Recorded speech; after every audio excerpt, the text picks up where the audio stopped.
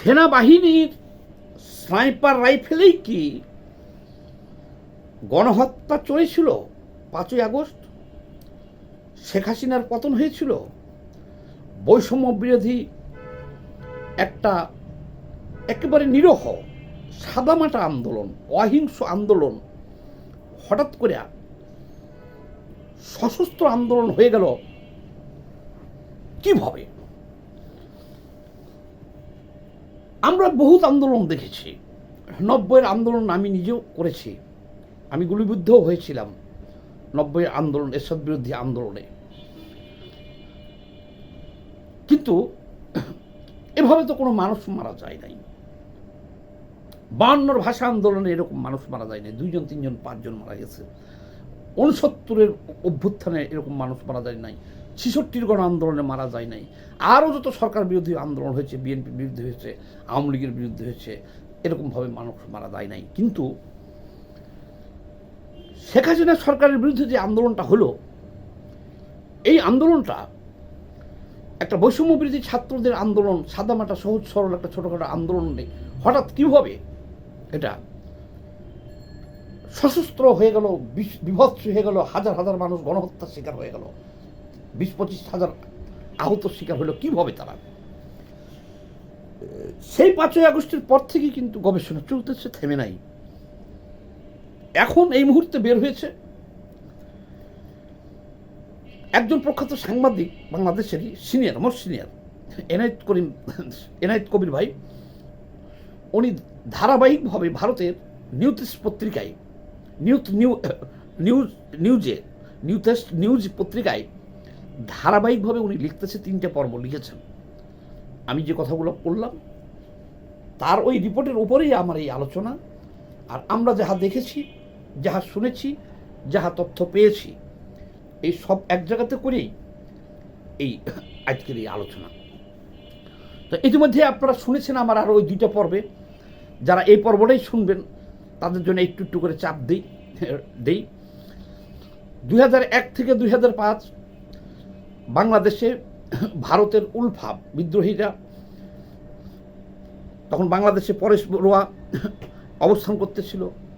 ভারতের যে সমস্ত বিচ্ছিন্নতাবাদী বা তারা স্বাধিকার আন্দোলন করতেছে, সশস্ত্র আন্দোলন, তারা বাংলাদেশে ছিল, অবাধ চলাফেরা করেছিল, 10 ট্রাক অস্ত্র নিয়ে যেতে লেগে ধরাও পড়ছিল।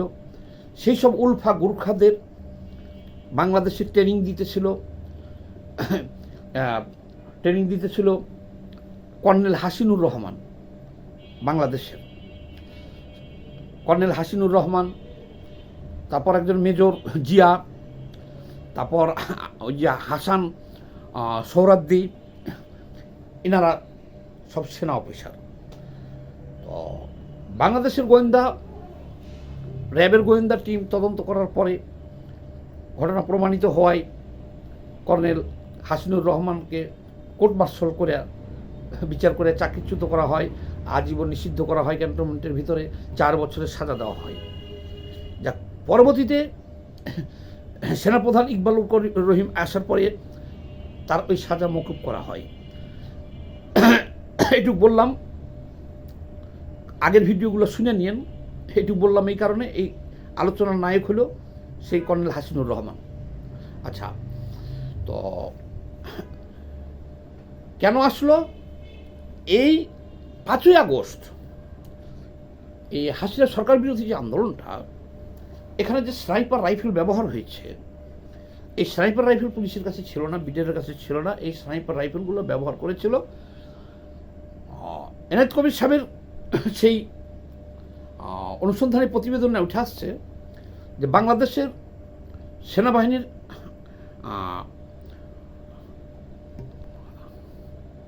একটা রেজিমেন্ট, আর্টিলারি রেজিমেন্ট থেকে এটা সরবরাহ করা হয়েছিল। আর একটা সোর্স বলছে এটা পাকিস্তান থেকে আনা হয়েছিল। ছাত্রদের এই আন্দোলনটা ছিল উসিলা। এই আন্দোলনে স্নাইপার রাইফেল ব্যবহার করে মানুষকে হত্যা করেছে। অভিযোগ উঠছে যে 2012 সালের পরে বাংলাদেশে যে রোহিঙ্গারা আসছে এখানে অসংখ্য, এখন তো 15-16 লাখ হয়ে গেছে, আছে রোহিঙ্গারা। এই রোহিঙ্গাদের বিভিন্ন সশস্ত্র গ্রুপ আছে, আরসা সহ আরও কয়েকটা, যারা বার্মা বা মায়ানমার আর্মির বিরুদ্ধে লড়াই করতেছে বাংলাদেশে থেকে, এখান থেকে যে লড়াই করতেছে বর্ডার ক্রস করে। এই 17 লাখ রোহিঙ্গা বাংলাদেশে যে ঢুকছে, তারা এদের কার্যকর কোনো প্রতিরোধ গড়ে তুলতে পারে নাই বাংলাদেশ সেনাবাহিনী।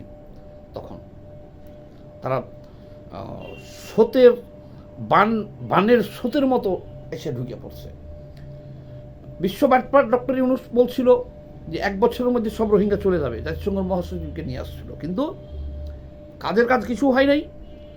ডক্টর ইউনূসের আমলে আরও 3 লাখ রোহিঙ্গা এখানে ঢুকছে। এই আলোচনাগুলো আসতেছে কি কারণে? এই রোহিঙ্গাদের ট্রেনিং দেওয়া হয়েছে, যার অভিযোগ এই যে কর্নেল হাসিনুর রহমানের, যার মার্শাল কোর্ট হয়েছে, এদের বিরুদ্ধে অভিযোগ আসছে যে, আর এই রোহিঙ্গাদের উশিলায় বিভিন্ন লেবাসে আমেরিকার বিভিন্ন টিম এখানে আসছে সাহায্যের নামে, ডলার দেওয়ার নামে, ওষুধ দেওয়ার নামে। এই রোহিঙ্গাদের নিয়ে একটা আন্তর্জাতিক খেলাধুলা চলতেছে। এখানে আমেরিকার সিকিউরিটির অনেক লোকজন আসা যাওয়া করছে রোহিঙ্গা উশিলায়। এই কথাগুলো আসলেই কারণে এখন এই যে বিভিন্ন রিপোর্টে যেগুলো উঠে আসছে, আজকে যে আলোচনাটা আমি করতেছি, যে এই যে স্নাইপার রাইফেলগুলো ব্যবহৃত হয়েছিল, এই স্নাইপার রাইফেলগুলো যে ব্যবহার হয়েছিল, তার মনে করেন যে রোহিঙ্গার ট্রেনিংপ্রাপ্ত শুটাররা ব্যবহার করেছে, নাম আসছে এখানে। আর আসছে হইল উলফা। তো এই উলফারা বাংলাদেশে আসলো কিভাবে? এই উলফাদেরকেও সেনাবাহিনীর একটা অংশ তাদেরকে বাংলাদেশে আসতে সহযোগিতা করেছিল উলফা। আর সাংবাদিক এনায়েতুল কবির ডাইরেক্ট নাম দিয়ে দিয়েছে আমেরিকার কিছু এজেন্টের, যে তারাও স্নাইপার রাইফেল ব্যবহার করেছিল। তাহলে যে সমস্ত হত্যাকাণ্ডগুলো স্নাইপার রাইফেলের দ্বারা হয়েছে, তাহলে এই স্নাইপার রাইফেলের দ্বারা হয়েছে, এই হত্যাকাণ্ডগুলো বাংলাদেশ পুলিশ করে নাই।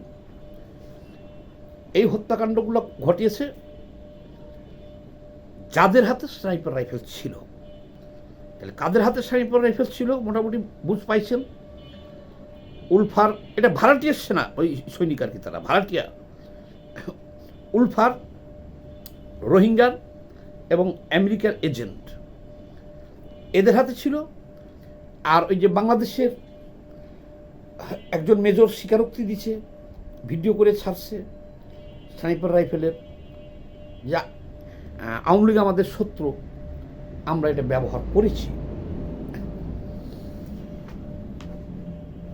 আর এই জিনিসগুলো এত সামনে আসছে এইভাবে, যেমন আসিফ নজরুল বলছে স্নাইপার রাইফেলের কথা, বারবার বলছে ব্রিগেডিয়ার জেনারেল অবসরপ্রাপ্ত সাখাওয়াত হোসেন বলছে স্নাইপার রাইফেলের কথা। স্নাইপার রাইফেলের কথা ওই যে মেজর সাহেব ভিডিও করে ছাড়ছে। স্নাইপার রাইফেলের কথা আবার ওই যে সাখাওয়াত সাহেব আবারও বলছে, কয়েকবার বলছে। আবার ওই 5ই আগস্ট বিপ্লবের সময় কিছু নারীকেও, বোরখা পরিহিত নারীকেও এই স্নাইপার রাইফেল নিয়ে ঘোরাফেরা করতে দেখা গেছে। তাহলে আসল ঘটনাটা ঘটছে স্নাইপার রাইফেলে। আচ্ছা, তো কারণ হলো কি, যে ছাত্রদের এই বৈষম্যবিরোধী ছাত্র আন্দোলনের ছাত্রদের এই শর্টকাট একটা আন্দোলনে হঠাৎ করে 36 দিনে একটা সরকার দেশ থেকে পালিয়ে যেতে হলো। এখন গবেষণা চলতেছে যে এটা কি একটা সেনা কু ছিল কিনা। সেনাবাহিনীর কু যদি না হইতো, তাহলে এইভাবে প্রকাশ্য স্নাইপার রাইফেল নিয়ে তো কেউ রাস্তায় নামতে পারতো না। এবং যারা স্নাইপার রাইফেল নিয়ে ওই সময় রাস্তায় নেমেছিল, তাদের একজনকেও তো গ্রেপ্তার করা হয় নাই। সেনাবাহিনী তো কার্যকর কোনো ভূমিকা রাখে নাই। উল্টা আরও সেনাবাহিনী আমরা দেখেছি যে আন্দোলনকারীদের কাছে মেসেজ গেছে অনেক আগে, 5ই আগস্টের অনেক আগে থেকেই, সেনাবাহিনী তোমাদের বিরুদ্ধে যাবে না, জনগণের বিরুদ্ধে যাবে না, তোমরা আগে পারো। তাহলে এইটা নিয়েই বিভিন্ন মহল বিভিন্নভাবে গবেষণা করতেছে। আজকে আমার আলোচনাটা এখানে, যেমন ধরেন আমাদের একজন মেজর জিয়া, যার বিরুদ্ধে অভিযোগ ছিল হিজবুত তাহরির আর হরকাতুল জিহাদের জঙ্গিদের পাহাড়ি ট্রেনিং দেওয়া, আর হলো আরশা, ওই যে রোহিঙ্গাদের ট্রেনিং দেওয়া, সশস্ত্র ট্রেনিং দেওয়া ট্রেনার হিসেবে, ওনাকে বাংলাদেশ সরকার হন্য হয়ে খুঁজছে।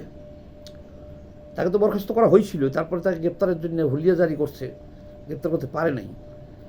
তার মাথার দাম আমেরিকা ঘোষণা করছিল, তো 5ই আগস্টে তাকেও দেখা গেল, সেও বের হয়ে আসছে। আচ্ছা, এখন আর একটা বিষয় আছে এখানে, দেখেন যে এই যে বললাম যে এটা কি সেনা কু ছিল, আর যে যতই কথা বলো, এই যে কিছু ছাত্রবাত্র তারা সেনাবাহিনীর প্রধানদের গালাগালি করে, কিছু বোকাচোদা আছে চামতারা মার্কা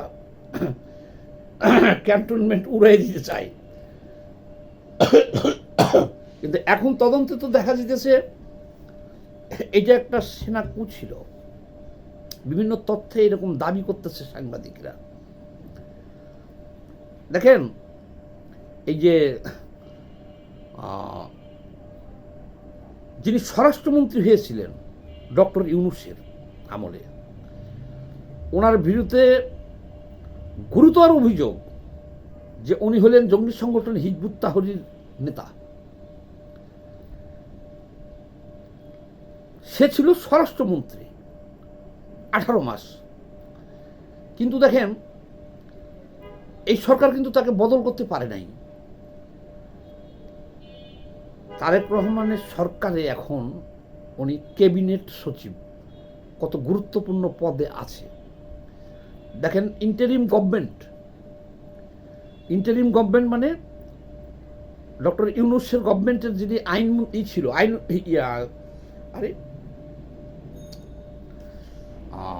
যিনি পররাষ্ট্র, যিনি ছিলেন প্রতিরক্ষা উপদেষ্টা, মানে সেনাবাহিনী, টেনাবাহিনী, বিমান বাহিনী, নৌবাহিনী সব প্রধান দায়িত্বে ছিল যিনি প্রতিরক্ষা মন্ত্রণালয়ের উপদেষ্টা, খলিলুর রহমান, উনি এখন পররাষ্ট্রমন্ত্রী হয়েছে। 2 নাম্বার 3 এই তখনকার অ্যাটর্নি জেনারেল এই সরকারের কিন্তু আইনমন্ত্রী হয়েছে। আবার এখন পর্যন্ত কিন্তু সেনাবাহিনী সারা দেশে আছে। তো এ কারণে এখন প্রশ্ন করতেছে যে যেমন তারেক রহমান আবার দেশে আসতে পারে নাই 16 মাস, তাহলে এখন বিশেষ ক্লিয়ার যে কেন দেশে আসতে পারে নাই। দেশে আসতে পারে না এই কারণে তোমরা 16 বছর আন্দোলন করে সরাইতে পারো নাই, আমরা সরাইছি। কাজেই ওই শক্তির সাথে একটা কম্প্রোমাইজ করেই তারেক রহমানকে দেশে আসতে হয়েছে। এখন জাতির সামনে বড় প্রশ্ন হলো যে এই যে 3 জন লোকের কথা বললাম আমি, যে তারা এখন রাষ্ট্রীয় ক্ষমতায় আছে, তো জাতির সামনে এখন বড় প্রশ্ন হলো যে ক্ষমতা কি এখন অরিজিনালি এই সরকারের হাতে আছে, নাকি যে শক্তি ওই অভ্যুত্থান ঘটাইছে, বিপ্লব ঘটাইছে, স্নাইপার রাইফেল ব্যবহার করছে, পট পরিবর্তন করছে, ক্ষমতার নাটাইটা এখনো কি তাদের হাতেই আছে? এখন আমি যে আলোচনা করলাম, এই যে ভারত এত আতঙ্কিত কেন, ওই যে 10 ট্রাক অস্ত্র, ভারতেরও তো 20টা 22টা রাজ্য এরকম বাংলাদেশের মতো প্রদেশ, বিভিন্ন প্রদেশে স্বাধীনতার আন্দোলন চলতেছে, সশস্ত্র আন্দোলন চলতেছে। এখন 10 ট্রাক অস্ত্র একবার ধরা পড়ছিল, বাংলাদেশ থেকে উলফারা নিয়ে যেতেছিল আসামে। বাংলাদেশের মাটি যদি ব্যবহার করতে পারে তারা অবাধে, তাহলে ভারতের জন্য বিপদ আছে। এর জন্যে ভারত এখন এই মুহূর্তে ভারতের সাথে বাংলাদেশের আমেরিকার একটা চুক্তি আছে এই ভূ রাজনৈতিক বিষয়ে, এবং সে কারণেই ভারত নজরদারি করে। সে কারণে শেখ হাসিনা বলছিল যে ভারতকে যা দিয়েছি কেউ দিতে পারবে না, কারণ ওই নিরাপত্তাটা দিয়েছিল ভারতকে যে বাংলাদেশে কোনো উলফা বা কোনো বিদ্রোহী সেভেন সিস্টার কেউ আসবে না, এবং এখানে কোনো ট্রেনিং হবে না, এবং হয়ও নাই। এখন আবার তারেক রহমানের সাথে এই যে পররাষ্ট্র উপদেষ্টারা গিয়েছিল, ঘন ঘন যাইতেছে আসতেছে, ভারত এই নিশ্চয়তা তারা চায় যে বাংলাদেশে সেভেন সিস্টার সহ ভারতের যে সমস্ত বিচ্ছিন্নতাবাদী বা স্বাধীনতাকামীরা আন্দোলন করতেছে তারা যেন বাংলাদেশের মাটি ব্যবহার করতে না পারে। এটা হলো ভারতের, এই কারণে বাংলাদেশে হস্তক্ষেপ করতে চায়। আবার পাকিস্তান থেকে জঙ্গিরা এসে যেন বাংলার মাটি ব্যবহার করিয়া ভারতে কোনো হামলা চালাইতে না পারে। তো যাক, ভিডিওটা বড় হয়ে গেল। আজকে যে ভিডিওটা আমি আলোচনা করলাম, 3টে পার্ট করেছি।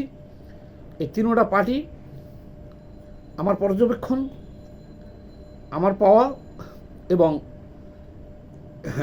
প্রখ্যাত সাংবাদিক এনায়েত কবিরের ভারতের পত্রিকা নর্থ ইস্ট নিউজ যে ধারাবাহিক যে পর্ব লিখতেছেন আমার সংগ্রহে আছে, সেখান থেকে নাও। সবাই ভিডিওটা একটু বেশি বেশি করে শেয়ার দিয়ে দিন। আমার কথা হলো কি, রহস্যটা উদ্ঘাটন হোক, এবং হবে যে কেউ কেউ যে এককভাবে জুলাইয়ের দাবিদার হয়ে গেছে, মালিক হয়ে গেছে, মূল রহস্যটা সামনে আসতে হবে যে সেই আন্দোলনে কার কতটুকু আবেদন, কারাই ঘটনাটা ঘটাইছে, আর কারা এখন বসে বসে ফল ভোগ করতেছে, এগুলো সামনে আসতে হবে না? এই জন্যই আমি আরও এটা বিশ্লেষণ করলাম। ধন্যবাদ, ভালো থাকবেন।